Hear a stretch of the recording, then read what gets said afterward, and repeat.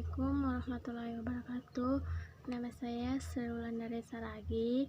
Saya dari kelas K3 3C Manajemen C Pagi semester 2. NPM saya 19110058. Baiklah, saya akan menjawab pertanyaan dari Ibu. Jelaskan bagaimana perubahan suku bunga dapat mempengaruhi permintaan uang di masyarakat sehingga mengakibatkan perubahan terhadap kegiatan ekonomi. Suku bunga itu adalah harga uang. Kalau harga uang naik, maka masyarakat enggan meminjam uang ke bank. Nah, kalau harga uang turun, maka jelas masyarakat akan banyak meminjam bank. Nomor 2, jelaskan apakah perbedaan hambatan tarif barir. Tarif barir adalah suatu kebijakan proteksionis terhadap barang-barang produksi dalam negeri dalam ancaman membanjirnya barang-barang sejenis yang impor dari luar negeri. Kalau hambatan non tarif barir yaitu berbagai kebijakan perdagangan selain bea masuk yang menimbulkan distorsi sehingga mengurangi potensi manfaat perdagangan internasional. Nomor 3, jelaskan bagaimana instrumen kebijakan ekonomi internasional. Instrumen kebijakan ekonomi internasional yaitu 1. Kebijakan perdagangan internasional.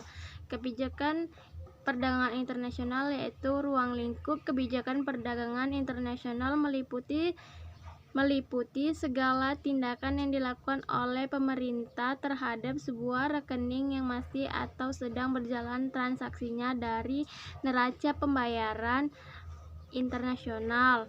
Kedua, kebijakan pembayaran internasional. Kebijakan pembayaran internasional yaitu untuk kebijakan pembayaran ini mencakup beberapa hal mengenai kebijakan pemerintah terhadap rekening modal dalam neraca pembayaran internasional, tepatnya pada pengawasan terhadap pembayaran internasional. Ketiga, kebijakan bantuan luar negeri. Kebijakan bantuan luar negeri yaitu kebijakan bantuan luar negeri merupakan sebuah tindakan atau kebijakan yang dilakukan oleh pemerintah yang berhubungan dengan bantuan atau pinjaman dan lain-lain. Nomor 4, jelaskan menurut pendapat Anda apa yang dimaksud dengan perekonomian terbuka. Perekonomian terbuka yaitu perekonomian yang melibatkan diri dalam perdagangan internasional, ekspor dan impor barang dan jasa serta modal dengan negara-negara lain. Nomor 5, jelaskan pendapat Anda apa yang menjadi faktor penghambat dalam proses pembangunan.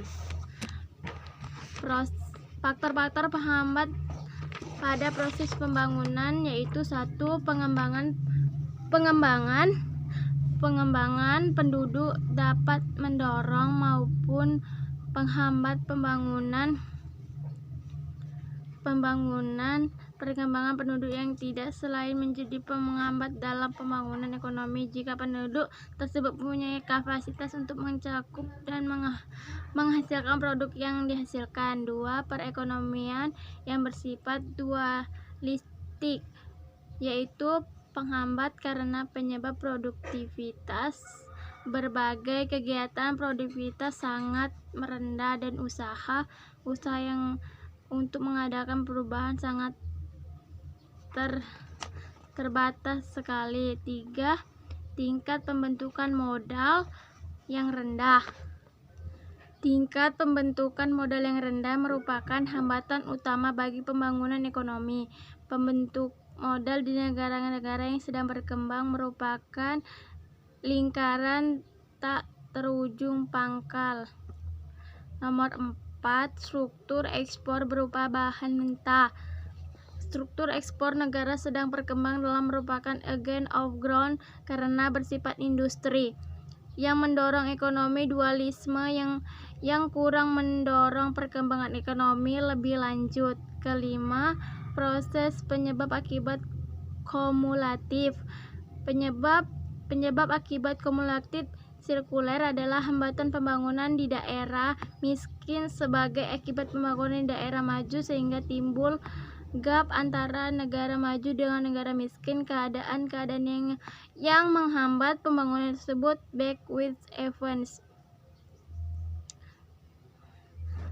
Dan saya akhiri dengan wassalamualaikum warahmatullahi wabarakatuh.